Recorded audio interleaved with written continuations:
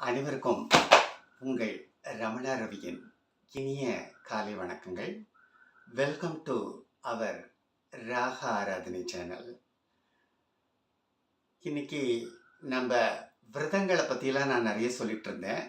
அதில் நம்ம இன்னைக்கு முக்கியமாக பார்க்க போகிறது நாளைக்கு பௌர்ணமி. அதனால் நான் எதை சொல்ல போகிறேன்றது உங்களுக்கு எல்லாருக்குமே தெரிஞ்சிருக்கும். சித்ரா பௌர்ணமி. இது என்ன சார் இது? பௌர்ணமி தெரியும், அது என்ன சித்ரா அப்படின்னு சொல்லிட்டு சில பேர் கிண்டல் அடிக்கலாம். அதனோட வரலாறுகளை நம்ம தெரிஞ்சுக்கிட்டோன்னா இந்த பேர் எதுக்காக வந்தது அப்படிங்கிறத நம்மளுக்கு தெரிஞ்சிருக்கோம்.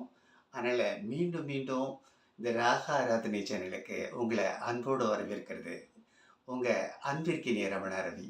வாங்க, சித்ரா பௌர்ணமி விரதம் எப்படி இருக்கிறது, சித்ரா பௌர்ணமி அன்னைக்கு நம்ம என்ன செய்ய போகிறோம், சித்ரா பௌர்ணமி நாடெங்கிலும் எப்படி கொண்டாடப்படுறாங்க அப்படிங்கிற ஒரு சில விவரங்களை நான் இன்னைக்கு உங்கள் எல்லார்ட்டையும் பகிர்ந்துக்கிறேன்.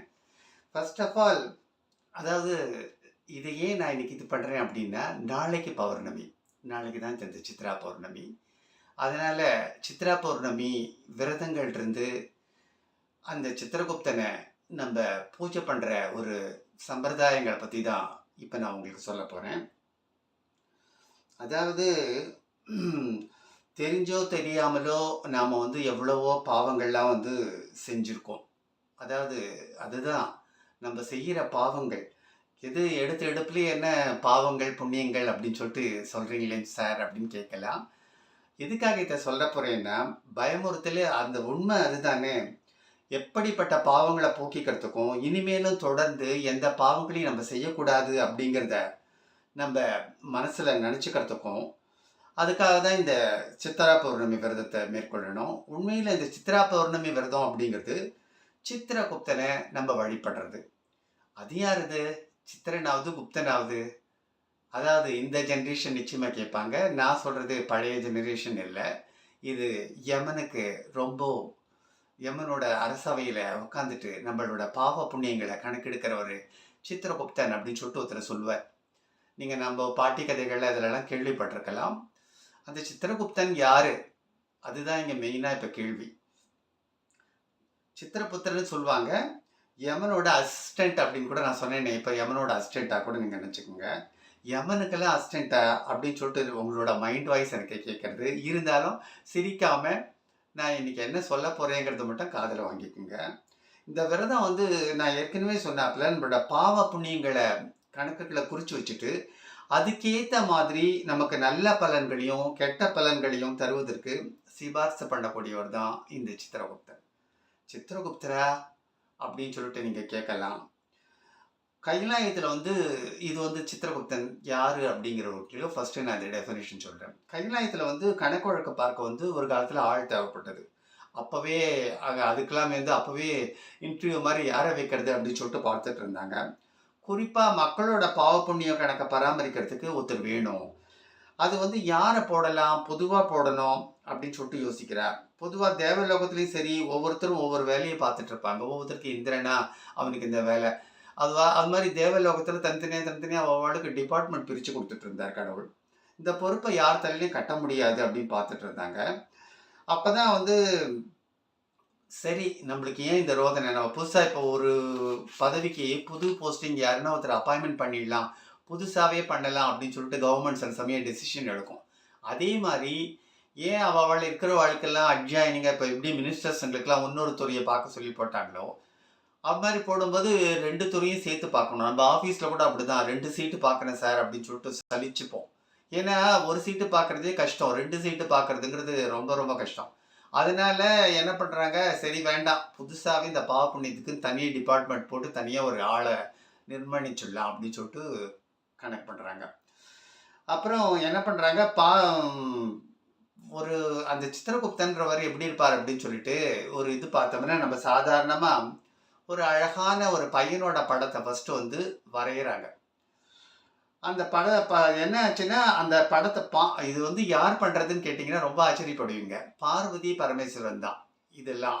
அவங்களோட வேலை தான்.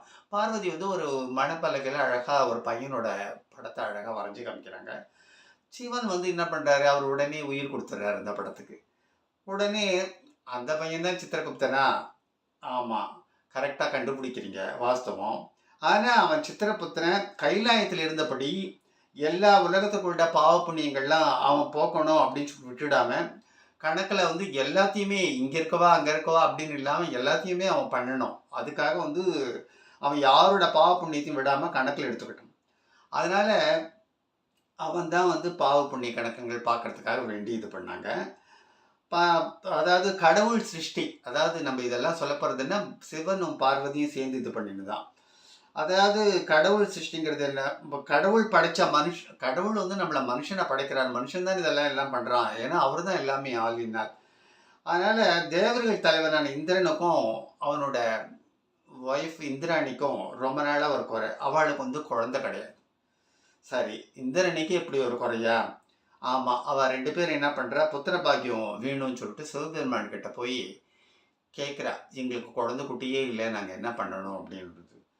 உடனே அகலிகையால வந்து அவனுக்கு ஒரு சாபம் ஏற்பட்டது இந்திரனுக்கு. அகலிக முனிவரோட ஒய்ஃப அவனோட முனிவரோட ஒய்ஃப்ன்னு தெரிஞ்சும் இந்திரன் போனது ஒரு பெரிய தப்பு இல்லையா? அதனால அந்த கௌதம முனிவர் என்ன பண்றாரு, உனக்கு பிள்ளையே பொறக்கக்கூடாதுன்னு சொல்லிட்டு சாபம் குடுத்துட்டு போயிடுறார். அதனால தான் அவனுக்கு இந்திரனுக்கு பிள்ளை இல்ல. இந்திரனும் அவன் மனைவி இந்திராணியும் சிவபெருமான் கிட்ட போய் அழறாங்க. எங்களுக்கு ஏதாவது நன்மை செய்யணும்னா, நீங்க எதனா பார்த்து பண்ணுங்க. எங்களுக்கு புத்திர பாக்கியம் வேணும்னு கேட்கும்போது, சிவபெருமானும் சரி இவாளுக்கு எதனா நம்ம பண்ணணுமே அப்படின்னு பார்க்குறார். ஆனா இந்திரனுக்கு அகலிகை கொடுத்த சாபத்தை மாத்துறதுக்கு தனக்கு அதிகாரம் கிடையாதுங்கிறது தெரிஞ்சுட்டு அவரு. மாத்து வழி என்ன? உடனே யோசிச்சார். சிவபெருமான் கண்ல என்ன பட்டிருக்கும்? இந்த பார்வதி அழகா வரைஞ்சா பாருங்க இந்த சித்திரபுத்திரனோட படம். அத வந்து இந்திரனுக்கு மகனாக்கிடலாம் அப்படின்னு சொல்லிட்டு தீர்மானம் பண்ணி, சித்திரபுத்திரன்கிட்ட போய், "உனக்கு மறு ஜென்மம் அப்படின்னு ஒண்ணு இருந்து காத்துன்னு இருந்தா, அதுக்காக தயாரா இரு" அப்படின்னு சொல்லிட்டு போய் சொல்றாரு அவரு. நான் என்ன பண்ணணும்னு கேட்குறான். அதாவது ஆக்சுவலா பாருங்க, ஒரு டிராயிங் ஒண்ணு பண்ணாங்க பார்வதி. அந்த டிராயிங்க வந்து அதுக்கு உருவம் குடுத்துடுறார். அதுக்கு உருவம் குடுத்து, அதுக்கு வந்து அந்த அந்த ப அவ அவன் அந்த பையன தான் தன்னோட கணக்கு வழக்கெல்லாம் பார்த்துக்கிறதுக்கு கைலாயத்துல வச்சுட்டு இருக்கும்போது தான் இந்திரனோட மனைவியும் இங்க வராங்க. குழந்தை இல்ல அப்படிங்கிறது கேள்விப்பட்ட உடனே அவனோட பழைய சாபத்தினால, அவனுக்கு ஏன் நம்ம இந்த பையனையே நம்ம ஏன் அவன தத்து குடுத்துறக்கூடாது அப்படின்னாப்புல ஒரு எண்ணம் பார்வதிக்கும் பரமசிவனுக்கும். சரின்னு சித்திரகுப்தன் கிட்ட சொல்றாங்க. இந்திரனோட அரண்மனையில காமதேனு இருக்கு. கேட்டதெல்லாம் கொடுக்குமே, அந்த காமதேனுவா அப்படின்னு சொல்லிட்டு கேட்கறான் இந்த சித்திரகுப்தன். அந்த காமதேனு தான். அதுக்கு வந்து ஒரு காராம்பசு இந்திரன்கிட்ட வளர்ந்துட்டு இருந்தது. அந்த பசுவோட கர்ப்பத்துல ஒரு கருவா சித்திரகுப்தனை புகுந்துக்க சொல்றார் சிவபெருமான். அந்த பசுவுக்கு குழந்தையா பிறந்து இந்திரனோட ஏக்கத்தையும் தீர்த்து வைக்கிறதுக்காக சொல்றார்.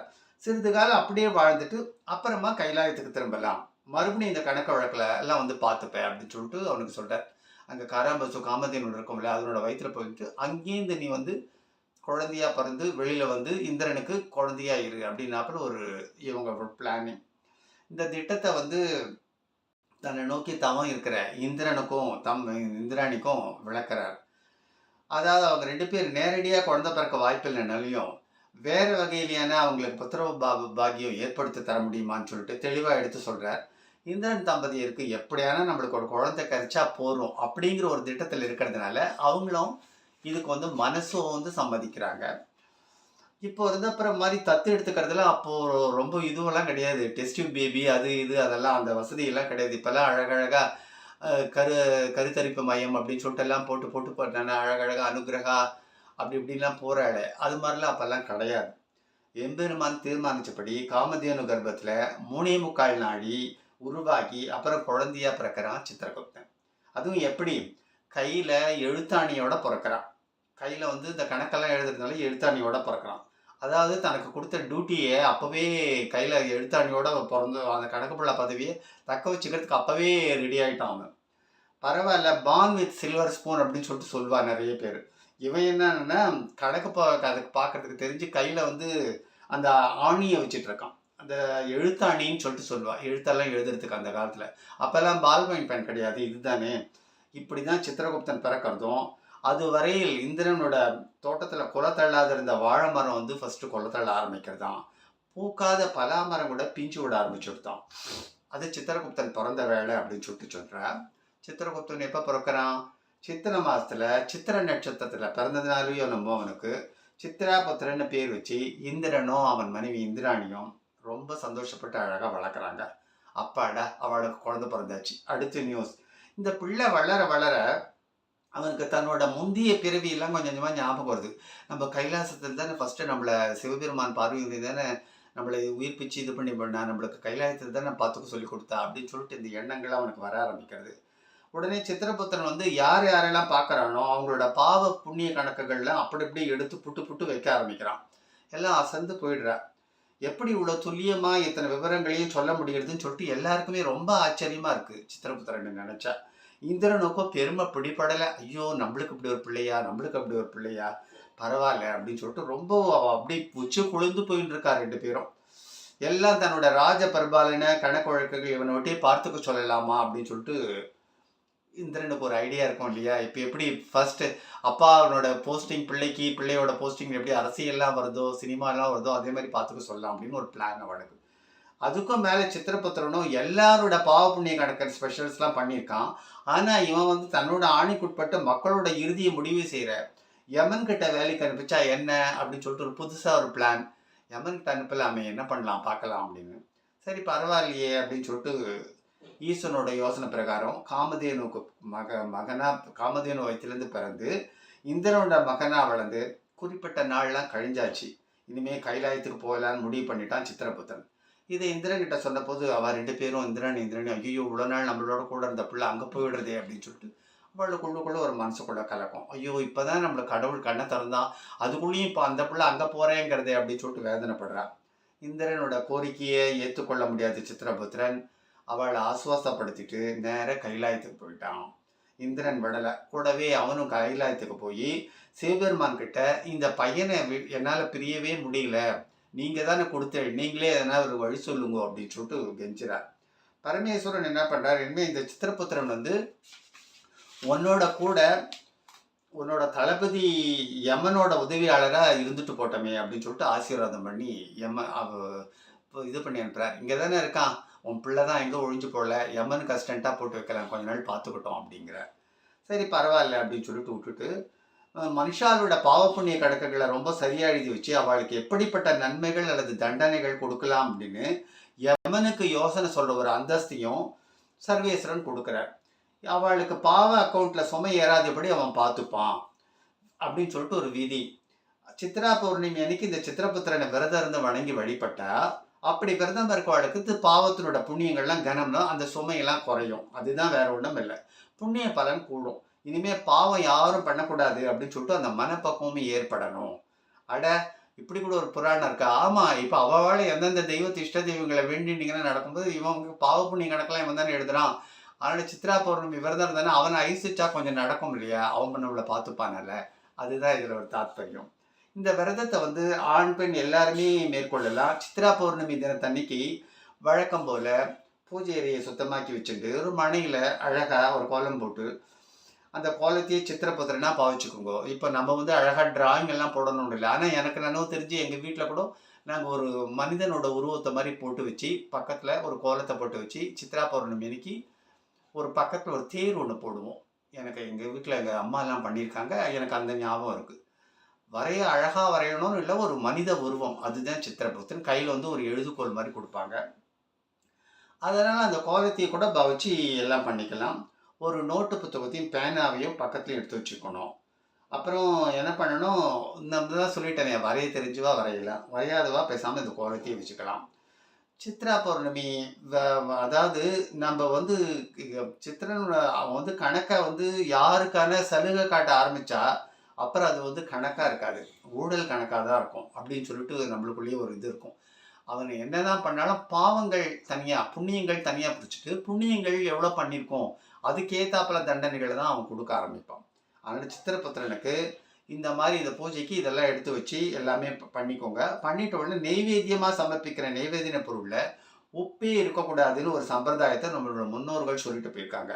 உப்பு இல்லாத பிரச்சனை உப்பிலே பண்ணானே ஞாபகம் வந்தது. நீங்கள் முன்ன ஒரு விரதத்தை பற்றி சொன்னேனே, அதனால் உப்பிலே பண்ணானே ஞாபகம் வந்தது அப்படிங்குவீங்க. இவருக்கும் சித்திரகுப்தனுக்கும் உப்பு இல்லாது தான். ஆமாம், பெருமாள் கும்பகோணத்தில் இருக்கிற கோவில், அந்த பெருமானை திருப்பதி வெங்கடாஜலபதிங்க அண்ணன் அப்படின்னு சொல்லிட்டு கூட சொல்லுவா. உப்பு இல்லாத நிவேதனம் சமர்ப்பிக்கிறதுனால உப்பிலியப்பன் அப்படின்னு சொல்லிட்டு சொல்கிறாங்க. ஆனால் இவர் வந்து ஒப்பிலியப்பன் அப்படின்னு தான் சொல்லணும். விருப்பு வெறுப்பு இல்லாத சித்திரப்புத்தனுக்கு உப்பில்லா வெண்பொங்கல் நைவேத்தியம் பண்ணலாம், தாராளமாக பண்ணலாம். அல்லது பாசிப்பருப்பு பாயசம், உங்களுக்கெல்லாம் எல்லாருக்கும் ஆற்றுல தெரிஞ்சுவா தானே, எல்லார் ஆற்று மாமிங்களும் நல்லா பண்ணுவா பாசிப்பருப்பு பாயசம். அப்புறம் கொழக்கட்டை, பானகம், இளநீர், நிவேதன பொருட்கள்லாம் இதெல்லாம் வந்து நைவேத்தியம். நம்மளோட அவாவாளோட சௌகரியம், உங்களுக்கு என்ன பண்ண முடியுதோ பண்ணலாம். சித்திரப்புத்தனுக்கு ஸ்வீட் வைக்க உப்பு தான் வேண்டாம் இல்லையா, அதாவது ஸ்வீட்டாக பண்ணி கொடுக்கலாம். உப்பு தான் உப்பில் பண்ணக்கூடாது அப்படின்னு சொல்லிட்டு தான் சொல்கிறேன் அப்படின்னு சொல்லிட்டு நீங்கள் நினைக்கலாம். அதனால் இப்போ நான் சொன்னதெல்லாம் ஸ்வீட் ஐட்டம் வரதுனால இந்த கொஸ்டின் வரும். நீங்கள் தாராளமாக பண்ணலாம். அப்புறம் நிவேதன பொருட்களை கோலத்துக்கு முன்னாடி வச்சுட்டு நம்மளோட பிரார்த்தனையை தெரிவிச்சுக்கலாம். சில பேர் வந்து கும்பத்தில் வந்து தண்ணீர் நிரப்பி அதில் வந்து ஒரு கலசம் மாதிரி பண்ணி மஞ்சள் குங்குமம்லாம் இட்டு அதையும் கோலத்துக்கு பக்கத்தில் வச்சு அதில் சித்திராபுத்திரனை ஆவாகம் பண்ணி வச்சுப்பா. இந்த சித்திரபுத்திரன் கிட்ட நம்ம செஞ்சிருக்கக்கூடிய பாவங்களை எல்லாம் பொறுத்துக்கும்படி செய்யலாம். என்ன சொல்லணும், என்ன வேண்டிக்கணும், மலையத்தனை பாவத்தை கடுகத்தனை பாவமாகவும் கடுகத்தனை புண்ணியத்தை மலையத்தனை புண்ணியமாகவும் மாற்றி வரமருள வேண்டுகிறேன் அப்படின்னு சொல்லிட்டு ஒரு வார்த்தை. இதை வந்து அந்த காலத்தில் ஒரு சின்ன சீட்டில் ஒன்று எழுதி இங்காத்துலலாம் வேண்டின்னு வைக்க சொல்லுவாள். அப்போ நாங்களாம் எங்கள் அம்மாவை கிண்டல் பண்ணுவோம், என்ன சாமர்த்தியம் பேர், மலையத்தனை பாவத்தை வந்து கடுகத்தனை பாவமாக ஆக்கணுமா, கடுகத்தனை புண்ணியத்தை மலையத்தனை புண்ணியமாக ஆக்கணுமா. இது பார் என்ன, அப்போவே பாருங்க எனக்கு வந்து நீ பார்த்து செய் அப்படின்னு சொல்லிட்டு நம்ம சித்திரகுப்தனுக்கு ஒரு சும்மா ஒரு பஞ்சு டைலாக் மாதிரி சின்னதாக சொல்லுவாள், அதை கொஞ்சம் பார்த்து பண்ணுங்க அப்படின்னு. அப்புறம் அது மாதிரி ஒரு சீட்டு எழுது. அந்த காலத்தில் அந்த சீட்டை எழுதுறது நாங்கள் தான். எழுதும்போதே சிரிப்பாக வரும். தெய்வத்துக்கிட்ட இது மாதிரிலாம் வேண்டிக்க சொல்லணும், ஆனால் அதெல்லாம் தாத்பரியம் பேசாமல் இரு அப்படி தான் கேட்கணும் அப்படின்னு சொல்லிட்டு அம்மா அப்பா சொல்லும்போது அதை அழகாக ஒரு சீட்டல் எழுதி பக்கத்தில் வைப்போம். அப்புறம் வேற என்னென்னா, சித்திரபுத்திரன் கிட்ட நம்ம வேண்டிக்கிறதுனா நம்ம பாவத்தெல்லாம் பொறுத்துக்கூடி வேண்டிக்கலாம். வேற என்ன இருக்குது, நம்மளுக்கு ஆழ்ந்த பக்தியின் காரணமாக நமக்கு அந்த தண்டனை வீரியம் அதிகம் இல்லை அப்படி அவர் பார்த்துப்பார். அல்லது அந்த தண்டனையை தாங்கி கொள்கிற மனப்பக்குவத்தை அவர் கொடுப்பார். அதுதான் இந்த விரதத்தன்னைக்கு அதிகாலையில் எழுந்து குளிச்சுட்டு பசுமாட்டு நெத்தியில் மஞ்சள் குங்குமம் இட்டு அதுக்கு பச்சரிசியும் வெள்ளமாக கலந்து ஆகாரமாக கொடுக்கறது இன்னும் நல்லது. சில பேர்லாம் பக்கத்தில் கோவில் பக்கத்தில் கோபூஜை மாதிரி இருக்கும், அந்த பசுமாட்டுக்கு போய் இதெல்லாம் பண்ணிட்டு வந்தீங்கன்னா இன்னும் நல்லது.